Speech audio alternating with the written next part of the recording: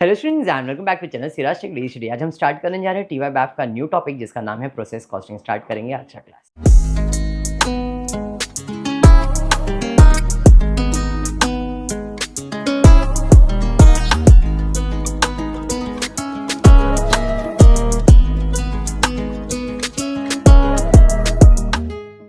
New topic in cost accounting that is process costing. आपके point of view से बात करूं, बैफ के पॉइंट ऑफ व्यू से बात करूं तो पहले 2-3 लेक्चर्स जो होंगे वो सिंपल प्रोसेस कॉस्टिंग चलेगा। इसके बाद एक्चुअल में जो आप लोग के सिलेबस में है वो सिंपल आया तो बहुत अच्छा है, क्योंकि ये जो सिंपल प्रोसेस कॉस्टिंग ये टीवाई बीकॉम का सिलेबस का है, आप लोग के भी सिलेबस में है। लेकिन आपको जो प्रोसेस कॉस्टिंग आता है वो इक्विवेलेंट यूनिट वाला आता है, और बीकॉम को जो प्रोसेस कॉस्टिंग आता है वो नॉर्मल प्रोसेस आता है, प्रोसेस कॉस्ट आता है। और आप लोग को प्रोसेस कॉस्टिंग में इक्विवेलेंट यूनिट वाला समझ आएगा। ऑलमोस्ट 8-9 लेक्चर्स होंगे इसके, ठीक है। बट जो मेथड अभी करवा रहा हूँ ये सिंपल प्रोसेस कॉस्टिंग का मेथड है और वेरी सिंपल। कोई भी प्रोडक्ट अगर आप फॉर एग्जांपल ये प्रोडक्ट बनाना है तो इसका 3 प्रोसेस होगा, 3 स्टेप्स बोल सकते हो। फर्स्ट प्रोसेस से सेकेंड में जाएगा, सेकेंड से वो थर्ड में, और थर्ड से वो फाइनल प्रोडक्ट बन जाता है। तो जब भी फर्स्ट से सेकेंड में जाएगा तो पहले इनपुट आएगा, उसमें काम होगा, फिर उधर से एक प्रोडक्ट बन के निकलेगा, उसे हम आउटपुट कहते हैं। वो हम लोग किधर ट्रांसफर करेंगे? नेक्स्ट प्रोसेस में। तो इसका मतलब है जो फर्स्ट प्रोसेस का आउटपुट है वो सेकेंड प्रोसेस का इनपुट बन जाएगा। फिर इधर काम होएगा, जो भी खर्चा होगा सब इधर होगा, फिर इधर प्रोडक्ट बन के रेडी होगा। मतलब वन सेकेंड यहाँ पे वो आउटपुट बनेगा और ये आउटपुट नेक्स्ट प्रोडक्ट प्रोसेस में जाएगा तो उधर इनपुट बन जाएगा। फिर इस पे काम होएगा। अब ये फाइनल प्रोसेस में आ गया तो जो आउटपुट है उसे हम आउटपुट नहीं कहेंगे, क्या कहेंगे? Finished goods. समझा? ये बेसिक सा एक स्टेप्स बता दूंगा और आपको बाय कर दूंगा, यही चीज लिखने का, खाली अमाउंट भर दो, काम हो जाएगा। ठीक है क्या? पक्का? फैन चाहिए बेटा तेरे को? देंगे नहीं, चालू कर दे दो। तेरे ये वाला भी चाहिए? क्या बात है, थैंक यू, मेरे को भी चाहिए था। चलिए स्टार्ट करेंगे। क्या हो गया बेटा? कभी कभी नहीं, उम्र में होता है। स्टार्ट करते हैं। स्टार्ट करें बेटा? फ्लिकर हो रहा है, इधर ध्यान दो। अब product A is obtain after it is processed X Y and Z. सुजन, प्रोडक्ट ए बनाने गए और ये बनाने के लिए कितने प्रोसेस है? Process X, process Y and process Z. The following cost information is available for the month end 31st March 2014. कुछ information दिया गया है। You are required, sorry, there is no stock in any process. You are required to prepare process account. इसका मतलब ये है कल्पना, हमको कितने प्रोसेस बनाने। आपके बुक में अगर मिला तो ठीक है, नहीं मिला तो ढूंढने की जरूरत नहीं है। मैंने एकदम क्लियरली बोला, ये बीकॉम के टेक्स्ट बुक के अंदर प्रोसेस सम था, ये बीकॉम के टेक्स्ट बुक का सम है। अगर टीवाई बैफ के बुक के अंदर आपको ये नहीं मिल रहा है तो डरने की जरूरत नहीं है, आपको सिंपल प्रोसेस आपके बुक में मिलेगा ही मिलेगा। अब वो जरूरी नहीं कि ये वाला सम मिलेगा, कोई दूसरा सम मिल सकता है, बट पैटर्न यही रहेगा। ओके, तो ढूंढने की जरूरत नहीं है मानसी, इधर ध्यान दे। ओके, प्रोसेस बना लो, process X, process Y, process Z. Column में डेबिट साइड और क्रेडिट साइड है। Particular unit rate per unit cost, particular unit rate per unit cost, हर एक में सिमिलर है। ठीक है, जो चीज लिख रहा हूं ये हर प्रोसेस में सेम टू सेम लिखना ही है। सबसे पहला इनपुट मटेरियल आएगा,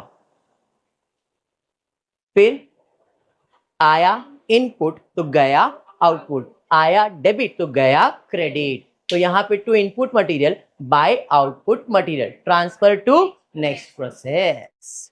समझा? ये जो इधर का आउटपुट है वो इधर का क्या बन जाएगा? इनपुट। इधर का इनपुट तो इधर आउटपुट, फिर हो जाएगा यहाँ पे इनपुट बनेगा और यहाँ पे फिनिश गुड्स बन जाएगा। समझा? ये उसके बाद टू मटेरियल लेबर ओवरहेड्स, ये सब में लिखना ही है, मटेरियल लेबर ओवरहेड्स। जो इधर का आउटपुट है वो इधर का input, material labour overheads, input output. यहाँ का आउटपुट यहाँ का बन जाएगा इनपुट, यहाँ का इनपुट बन जाएगा यहाँ पे फिनिश स्टॉक, बराबर है मटेरियल लेबर ओवरहेड्स। ठीक, फॉर्मेट समझा? हर सम में बेसिक इतना लिख के रखना ही है। उसके अलावा जब भी आप कोई सामान बनाते हो तो कुछ कुछ तो वेस्ट होता ही है। अगर मुझे ये बनाने का तो इसमें भी कोई कच्चा मटेरियल जो ऐसा रहेगा जो वेस्ट हो गया, यूज नहीं हुआ, उसे हम लोग नॉर्मल लॉस कहते हैं। तो मटेरियल आया था डेबिट, अब लॉस होएगा तो क्या आएगा, क्रेडिट, और उस भंगार को अपन बेचते हैं, इसलिए मेरा वो इनकम है। तो by normal loss, but credit में लिखा है सर लॉस तो डेबिट होता है, ऐसा किसी किसी का डाउट आता है, बट ये नॉर्मल लॉस को अपन बेच के कमा रहे हैं, इसलिए ये क्रेडिट साइड पे लिखा है। तो by normal loss, by normal loss, by normal loss, आपने 80 to 90% प्रोसेस का काम खत्म कर दिया इतना लिखने में। अब खाली अमाउंट भरो, क्लोजिंग करो, काम हो जाए। समझा बेटा? पक्का? चलिए आगे बढ़ते। अब क्वेश्चन रीड करते, बेसिक्स ऑफ फॉर्मेट। हर सम में आपको ये लिखना है, to input material by output material, material labour overheads, to input material by output material, material labour overheads. हर सम में खाली लास्ट में आउटपुट के जगह पे फिनिश स्टॉक लिखने का। अर्चिता समझ में आया बेटा? अर्चंडी है इसके नाम में। चले स्टार्ट करते हैं। सबसे पहला दिया है यश, तेरा तो अर्चंडी सॉल्व हो गया। Number of unit introduce in the process, कितना यूनिट इंट्रोड्यूस हुआ है? बराबर ना दीबा? कितना यूनिट? 500 यूनिट। क्या हुआ है? इंट्रोड्यूस, नया नया आया है। लाइफ में ऐसा होता है कभी कभी, नया प्रोसेस आता है। तो टू इनपुट मटेरियल में मैंने यूनिट्स में लिखा, कितना लिखूंगा? 500। बराबर नया? क्या लिखा मैंने? इनपुट मटेरियल 500 यूनिट, भावना रेट पर यूनिट इंट्रोड्यूस कितना? 4 रुपया। क्या हो बेटा, ऊपर क्यों देख रहे? हाँ 4 रुपया। तो 500 इंटू 4 करेंगे तो 2000 रुपया इसका कॉस्ट आ जाएगा बेटा। लिकर हो रहा है क्या? लगा ना, ये उम्र में ऐसा होता है बेटा, बेसिक। प्रिया बराबर है तेरे को? Very good. उसके बाद दिया है कॉस्ट ऑफ मटेरियल, मतलब नया मटेरियल आया है 2600, 2000, 1025, तीनों का दिया है एक्स वाई जी। तो to material 2600, to material 2000, to material 1025। Posting ही करना है खाली। अंशी समझा? फॉर्मेट लिखा था, खाली अमाउंट लिखा मैंने। अंशी उसके बाद दिया है डायरेक्ट वेजेस, मतलब लेबर। लेबर का भी तीनों में अमाउंट दिया है, तो 2250, 3680, 1400। बराबर नया? नया। उसके बाद और क्या दिया है? प्रोडक्शन ओवरहेड्स, मतलब ओवरहेड्स। तो इधर लिखने का प्रोडक्शन ओवरहेड्स, ठीक है? कितना? 2250, 3680, 1400। जल उसके बाद बोला है नॉर्मली इधर कितना लॉस होता है, तो परसेंटेज में दिया है, और ब्रैकेट में लिखा है on unit introduce in each process that is input. ये जो नॉर्मल लॉस है परसेंटेज में दिया है कि पहले इसमें 10% हुआ, दूसरे इसमें 20% हुआ, तीसरे इसमें 25% हुआ। और ये किस पे कैलकुलेट होगा? जितना भी इनपुट उस प्रोसेस में आएगा, percentage on units introduce in each process. इस प्रोसेस में कितना यूनिट आया अभी तक, और देखेंगे अगर आया रहेगा तो ठीक है, नहीं तो फिर ये 500 के ऊपर कितना लॉस हो जाएगा? तो 500 का 10% कितना आ जाएगा? 50 का लॉस होएगा। आगे अभी पढ़ना बाकी है, नॉर्मली एग्जांपल दिया, ठीक है? जो भी नॉर्मल लॉस होगा उसे भंगार में बेच दो। Value of scrap per unit 2 रुपए में बिकेगा, 4 रुपए में बिकेगा, 5 रुपए में बिकेगा। तो नॉर्मल लॉस 2 रुपए में बिकेगा पहले प्रोसेस का, 4 रुपए में बिकेगा, 5 रुपए में बिकेगा। अरे समझा? ये समझा? Very good Bhavna. Output of unit दिया गया है, तो आउटपुट दिया है 450। जो इधर का आउटपुट वो इधर का इनपुट बन जाएगा। सेकेंड प्रोसेस 340, 340 340, 270 कुछ भी नहीं, मतलब ये 270। Sum complete. समझा? सम सोपा है। आता कैलकुलेशन जो बाकी है तुम्हारा, क्या? Normal loss. रिया इनपुट किती आहे? 500, किती परसेंट? 10%, म्हणजे 50, 50 गुणिले 2, 100। देखा, ऐसे कभी कभी बोल लेते हम लोग। समझाइए? सर इथे पण आलेला आहे किती? 450 म्हणजे 450। Very good. किती टक्के? 20 म्हणजे 90। गुणिले 4, 3 से 60। ओ माय गॉड, सेम बोला रे मैंने। चलो 340, 25%, 85, 85। हाँ गुणिले 5, अब तो 85 बोलते हो उसको, मेरे को आता है। 4 से 25। ये लो लगता है मेरे को बोलने ना। महाराष्ट्र में रहता है, मैं मराठी बोल सकता है, मैं विवाद होएगा नहीं तो। अरे लल्ला, ज्यादा बोल दिया रे, भावना में बह गया। कोई नहीं, एडजस्ट करने का। समझे बेटा? आपको कट मारने का है? चढ़ जाने दे, डरता क्या है। यहां तक क्लियर है? डरता है? यहां तक क्लियर हो गया। अब हिसाब किताब करेंगे। भाई खत्म हो गया, सब पहले प्रोसेस का हिसाब करते हैं। पहले प्रोसेस का मेरे को आउटपुट दिया था, नहीं दिया रहता तो प्रॉब्लम नहीं होता, दिया है तो प्रॉब्लम जनरेट हो गया। क्या 500 यूनिट लाया गया था, उसमें से 450 और 50, 500 गया, मतलब प्रॉब्लम नहीं है, क्योंकि जितना आया उतना जाने का हिसाब दिख रहा है। देयर इज नो प्रॉब्लम, मतलब कोई एबनॉर्मल चीजें नहीं हुई। He was very normal. 500 आया, 500 गया। Yes, you are very normal. अभी नहीं, पहले की बात किया बेटा, अब नॉर्मल होएगा, रुक जरा। यहां तक क्लियर है? तो सबसे पहला क्या ढूंढने का कि इसमें कोई प्रॉब्लम है या नहीं, और वो कौन डिसाइड करता है? यूनिट्स। 500 आया, अगर आउटपुट नहीं दिया रहता तो प्रॉब्लम नहीं, आउटपुट दिया है तो ही प्रॉब्लम आने वाला है। 500 था और 500 गया, कोई प्रॉब्लम नहीं है। अब खाली ये इसका कॉस्ट बाकी है निकालने का, तो हम लोग क्या करेंगे? Units units, cost cost, balance कर देंगे। वेरी सिंपल, 500 यूनिट, 500 टैली हो गया। 2000, 2000, 2000, 2000, 9100, 9100, 100 गया, 9000। डिवाइड करोगे पर यूनिट आएगा, जो इधर का आउटपुट वो इधर का इनपुट बने। नॉर्मल था। जितना यूनिट आया है उसका 20% हमने ऑलरेडी निकाल दिया है।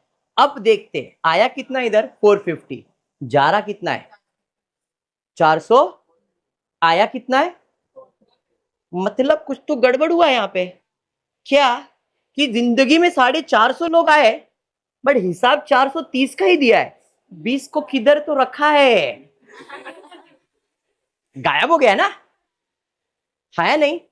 तो एबनॉर्मल लॉस हो गया है। इसे नॉर्मल लॉस नहीं कह सकते, एबनॉर्मल लॉस, क्योंकि नॉर्मल लॉस तो इतना ही था, तो बाकी कम क्यों हुआ? That is abnormal loss. समझ में आया? कितना एबनॉर्मल लॉस हो रहा है? 20 का एबनॉर्मल लॉस होएगा। यूनिट में माइनस करोगे, इसे हम क्या कहते हैं? Abnormal loss. अब एबनॉर्मल लॉस का रेट निकालना पड़ेगा, आउटपुट का रेट निकालना पड़ेगा। तो वो कैसे निकालते हैं? इसका टोटल लिया, ये लिखा, बैलेंस 360 करोगे 18,000 आएगा। अब 18,000 ही आएगा ना। 18,360 था, 360 था, 360 माइनस कर दिया, 18,000 बचा ना मेरे पास। तो जो 18,000 बचा वो कितने यूनिट्स के लिए बचा है? 360 यूनिट के लिए। तो इसको सीधा सीधा डिवाइड बाय 360 कर दो, तो पर यूनिट कितना आ जाएगा? 50। तो इसका भी 50, इसका भी 50। अरे ये समझा? दूसरा तरीका आपको ऐसे ही करना है, बट नॉर्मली प्रेजेंटेशन की बात करूंगा। यूनिट यूनिट, कॉस्ट कॉस्ट, ऐसा लिखना है। कितना यूनिट आया था? 450। गया कितना? आउटपुट छोड़ के सिर्फ 90। गया कितना? 90। बचा कितना? 360। हमने डायरेक्टली, मैंने आपको बताया ना 360, बट एक्चुअल में प्रेजेंटेशन ऐसा, कितना यूनिट आया, कितना यूनिट गया, तो बचा कितना? 360। इसी के अंदर आउटपुट भी है और इसी के अंदर एबनॉर्मल लॉस भी है, बराबर। कभी कभी एबनॉर्मल गेन भी आता है, वो इसी के अंदर रहेगा। इसलिए ये कंसेप्ट है, यूनिट यूनिट, कॉस्ट कॉस्ट। ये समझा क्या किया मैंने? तो अब कितना यूनिट बच गया? अब कॉस्ट, इसका टोटल कॉस्ट कितना?